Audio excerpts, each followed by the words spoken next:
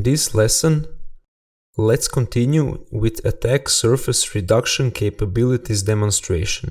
We already explained when we talked about architecture and features of Microsoft Defender for Endpoint solution that hardware-based isolation, in a nutshell, is a container-based technology which uses lightweight container outside your system, so you can do hardware-isolated browsing sessions, and you can also isolate untrusted PDF documents in that container. But now, in this lesson, we will show that.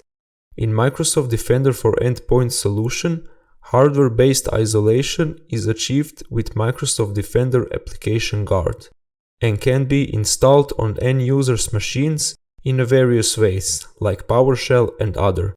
But we'll show how to do it in a Microsoft Endpoint Manager Admin Center. Of course, assuming that machines are enrolled to Intune. So first, we need to go to Microsoft Endpoint Manager Center. So let's quickly switch to Office 365 Admin Portal. So let's quickly switch to Office 365 Admin Portal. Select Show All, and from there we go to Endpoint Manager. So once we are in Endpoint Manager, we will select Devices. Then we will select Configuration Profiles. And then we choose Create Profile. For platform, we will choose Windows 10 and later. And as a profile type, we will select Templates. And between these templates, we will choose Endpoint Protection. There it is. And now Create. We can put some random name, as this is just for test purposes. So let's select now Policy Free, and then we choose Next. Here we will select Microsoft Defender Application Guard. And next to Application Guard, we will select Enabled for Edge. Else we can leave as it is by default and then select Next.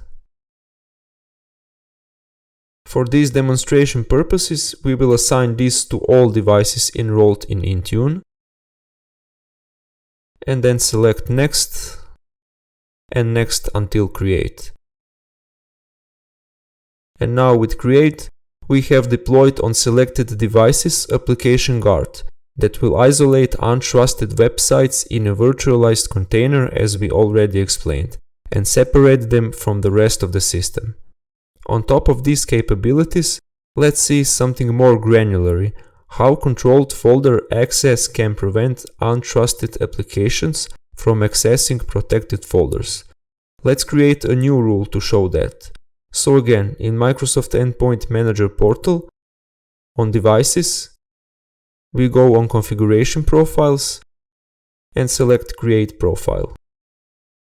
For platform, we will select again Windows 10 and later. As a profile type, Templates again. Here we will choose again Endpoint Protection, Create.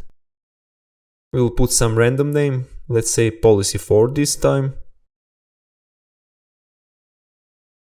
And then select Next. Here we will select Microsoft Defender Exploit Guard. And here we have controlled folder access. Here we can specify so-called controlled folders and grant access to it only for trusted apps. Similarly, if we go here on Network Filtering, below we have an option to enable network protection. There it is, Enable Network Protection.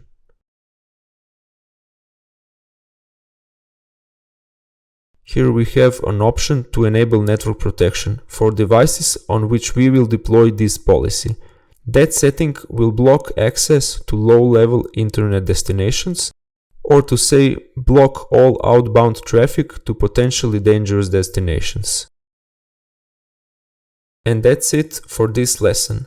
We have rounded most important capabilities of attack surface reduction in Microsoft Defender for Endpoint. In next lesson, we will talk about Microsoft Defender for Endpoint's next generation protection.